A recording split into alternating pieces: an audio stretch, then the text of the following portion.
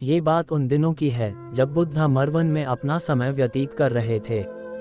इस समय तक बुद्धि की प्रसिद्धि दूर दूर तक फैल चुकी थी। बहुत दूर दूर से लोग अपनी चिंताओं और परेशानियों का समाधान खोजने के पास आते थे। ऐसे ही एक दिन जब बुद्ध मरवन में अपने शिष्यों को प्रवचन दे रहे थे, तो एक अधेड़ उम्र का व्यक्ति अपने 2021 वर्ष के पुत्र को अपने साथ लिए बुद्धि की तरफ चला आ रहा था। जब ये प्रवचन स्थल के पास पहुंच गए तो एक नज़र उन पर डाली और इशारे से बैठने के लिए कहा। जब प्रवचन समाप्त हो गया और सभी लोग वहां से चले गए तो बुद्ध ने उस व्यक्ति को अपने पास बुलाया और बैठने के लिए कहा। वहां चारों तरफ हरियाली छाई हुई थी। मौसम बहुत सुहाना था और तरह तरह के पक्षियों की आवाज़ें गूंज रही थी। ऐसा नज़ारा देखकर उस व्यक्ति को अंदर से असीम शांति महसूस हो रही थी।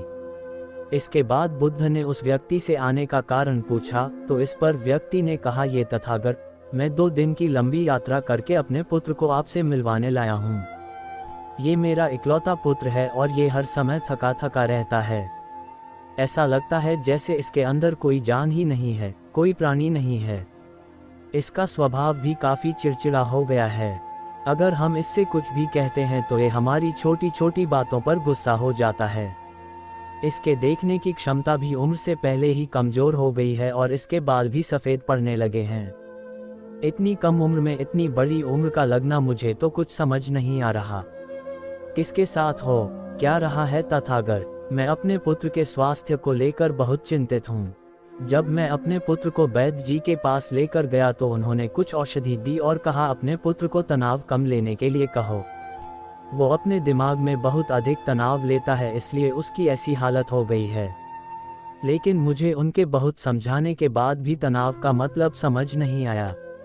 मुझे नहीं पता कि तनाव होता क्या है, ये किन कारणों से आता है और उसे कैसे अपने पुत्र के दिमाग से निकालूं, लेकिन मुझे सबसे पहले तो ये समझना है कि तनाव होता क्या है। इसीलिए तथागत मैं आपके पास आया हूँ, कृपया आप मेरी समस्या का समाधान कीजिए। ये सुन बुद्ध उसके पुत्र को बड़े ध्यान से देखते हैं, उसके चेहरे को देखते हैं, उसकी आंखों को देखते हैं और फिर उसके हाथों की नब्ज को भी देखते हैं।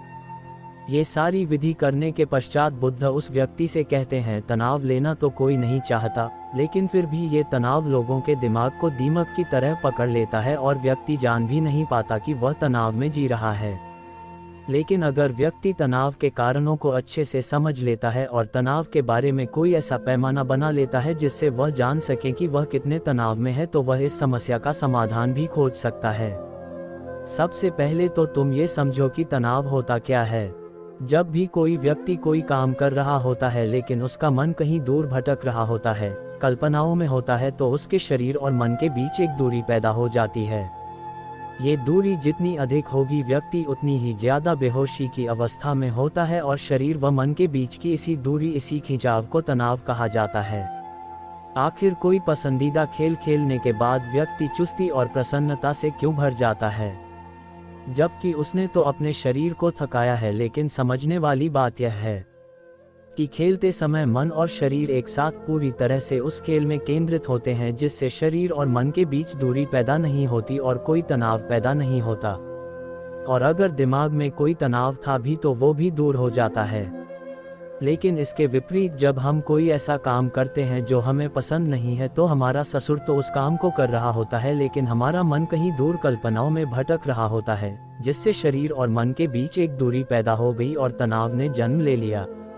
इसीलिए व्यक्ति को एक समय पर सिर्फ एक ही काम करना चाहिए और अपने तन और मन की सारी शक्ति उसी एक काम पर लगा देनी चाहिए, जिससे व्यक्ति के अंदर तनाव पैदा ही ना हो। इसके बाद बुद्ध ने कहा, तनाव पैदा होने के मुख्य 8 कारण होते हैं और जिसने इन कारणों को समझ लिया वो जीवन भर तनाव मुक्त रह सकता है। मुख्य कारणों में सबसे पहला कारण है अति महत्वाकांक्षी होना। महत्वाकांक्षी होना अच्छी बात है, लेकिन क्या कभी आपने इस बात पर ध्यान दिया है कि इंसान के लक्ष्य कभी पूरी ही नहीं होते। उसका एक लक्ष्य पूरा हुआ नहीं कि वह दूसरे की तरफ भागने लगता है, दूसरा पूरा हुआ तो तीसरे की तरफ, और इस तरीके से वो अपने लक्ष्यों को पाने के लिए जिंदगी भर गोल गोल घूमता रहता है। इसीलिए जो व्यक्ति अति महत्वाकांक्षी होता है, जिसने बड़े बड़े लक्ष्य बनाए होते हैं, वह वर्तमान में कभी रह ही नहीं पाता। उसका मन सदैव भविष्य की योजनाएं बनाने में ही व्यस्त रहता है।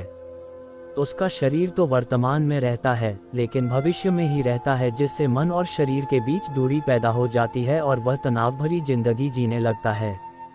बुद्ध के मुंह से यह बात सुन उस लड़के ने कहा, बुद्ध, तो फिर इसका मतलब है कि हमें लक्ष्य नहीं बनानी चाहिए, क्योंकि लक्ष्य बनाना भी तो महत्वाकांक्षा ही है।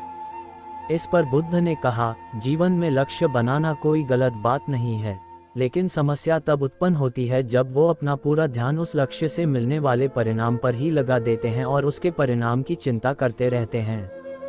व्यक्ति को वर्तमान में जीना आना चाहिए। आप लक्ष्य बनाइए और उस लक्ष्य की प्राप्ति के लिए कड़ी मेहनत करिए, लेकिन साथ ही साथ आपको इस बात का भी ज्ञान होना चाहिए कि आप अभी वर्तमान में जी रहे हैं और वर्तमान ही सत्य है। बुद्ध ने आगे कहा, तनाव का दूसरा सबसे बड़ा कारण है ईर्ष्या। जब व्यक्ति ईर्ष्या और जलन से भर जाता है तो उसका मन अंदर से सड़ने लगता है। ईर्ष्या एक आंतरिक घाव है। आंतरिक घाव यानी मन का घाव व्यक्ति के शरीर का घाव तो भर सकता है, लेकिन मन का घाव कभी नहीं भर सकता।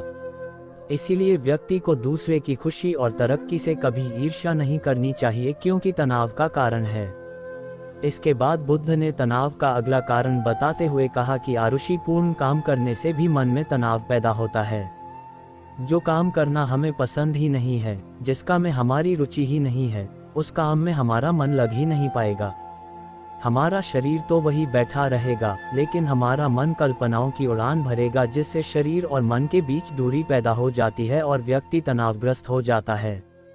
इसीलिए इंसान को हमेशा अपनी रुचि के अनुसार ही कार्य करनी चाहिए।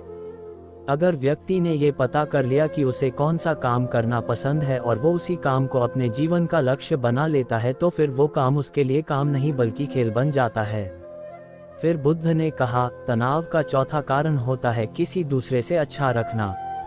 बुद्ध ने उस व्यक्ति की ओर इशारा करते हुए कहा, एक पिता होने के नाते तुम्हारी अपने पुत्र से बहुत सी अपेक्षाएं होंगी कि तुम्हारा पुत्र एक बहुत ही कामयाब इंसान बने, तुम्हारा नाम रोशन करे, जैसा तुम चाहते हो उस तरह का जीवन जिए, तुम्हारी हर बात मानी। लेकिन क्या आज तक कभी किसी की सारी अपेक्षाएं पूरी हुई है? जब भी कोई व्यक्ति किसी दूसरे से कोई अपेक्षा रखने लगता है तो वो अनजाने में अपने लिए तनाव पैदा करने लगता है।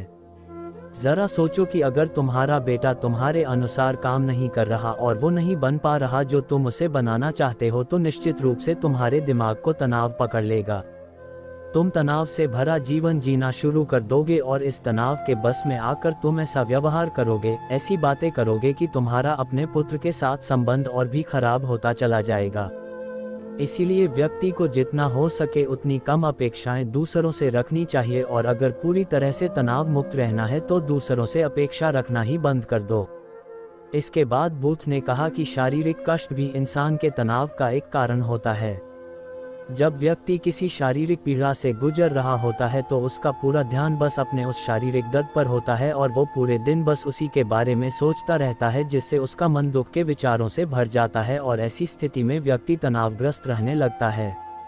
ये सुन उस व्यक्ति ने कहा कि हे बुद्ध, शारीरिक दुख तो किसी भी व्यक्ति को हो सकता है, तो फिर क्या हुआ? व्यक्ति जीवन भर तनाव में ही जिएगा? इसका जवाब देते हुए बुद्ध ने कहा कि इंसान को ये बात समझनी चाहिए कि हमारा जीवन दुखों का आधार है।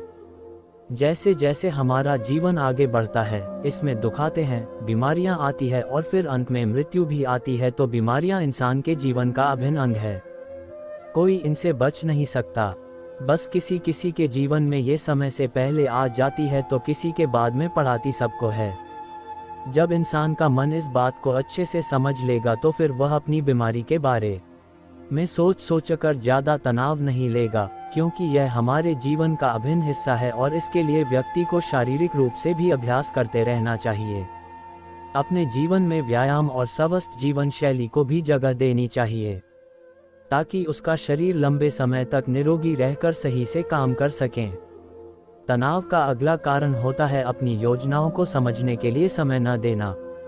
कुछ लोगों के दिमाग में कोई विचार आया नहीं है कि वो बिना सोचे समझे उस पर काम करना शुरू कर देते हैं, और जब उस काम में उन्हें असफलता मिलती है तो वह तनाव से भर जाते हैं, क्योंकि उन्होंने उस काम को शुरू करने से पहले उसके बारे में पूरी जानकारी इकट्ठा नहीं की थी।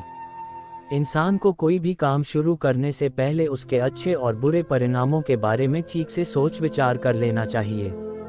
इंसान को इस बारे में भी सोच लेना चाहिए कि अगर ये योजना सफल नहीं हुई तो फिर इसके बाद मैं क्या करूँगा।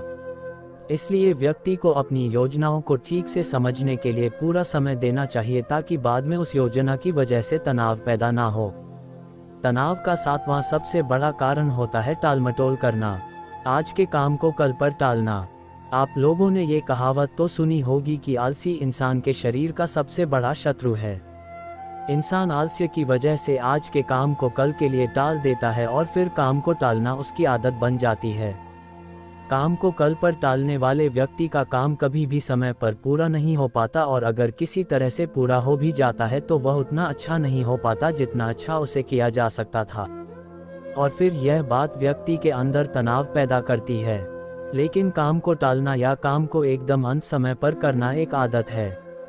इसीलिए व्यक्ति ना चाहते हुए भी बार बार अपनी इस आदत का शिकार बन जाता है और काम को टालता रहता है और फिर जब काम की समय सीमा पास आ जाती है तो वह तनाव से भरकर काम को पूरा करने का प्रयास करता है। इसीलिए तनाव मुक्त रहने के लिए व्यक्ति को काम को टालने की आदत छोड़नी पड़ेगी और ये तभी संभव है जब व्यक्ति काम को समय से पहले खत्म करने का निश्चय करें। सबसे आखिरी और सबसे प्रमुख कारण जो तनाव का होता है वो है ज़्यादा सोचना।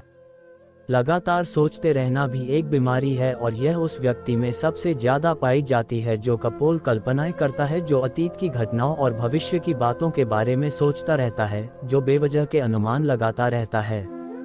इसीलिए व्यक्ति को ज़्यादा सोचने की आदत पर लगाम लगाना चाहिए।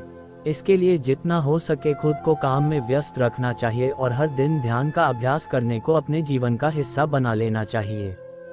बुद्ध के मुंह से यह सारी बातें सुनकर उस व्यक्ति ने हाथ जोड़कर कहा, बुद्ध, मेरा पुत्र तो अभी मात्र 20 वर्ष का ही है और इसमें अभी इतनी समझ भी नहीं है कि यह आपकी बताई सारी बातों का एक साथ पालन कर सकें। आप कृपया करके तनाव मुक्त रहने का कोई आसान सा तरीका बता दें जिससे मेरा बेटा उसका अनुसरण भी कर सके और तनाव मुक्त भी रह सके। उस व्यक्ति की यह प्रार्थना सुन बुद्धि ने कुछ सोचते हुए जवाब दिया, अगर तुम इतनी सारी बातों का पालन नहीं कर सकते तो इसके लिए एक बहुत ही आसान विधि है। तुम एक बार में एक काम को करने पर ध्यान लगाओ, भी काम कर रहे हो उस समय पर सिर्फ उसी काम को करो, सिर्फ उस पर ही अपना पूरा ध्यान लगाओ और अगर तुम्हारा मन इधर उधर भटक जाता है तो जैसे ही तुम्हें याद आए उसे वापस फिर उसी काम में लगा दो। ये सबसे आसान और अच्छा तरीका है तनाव मुक्त रहने का।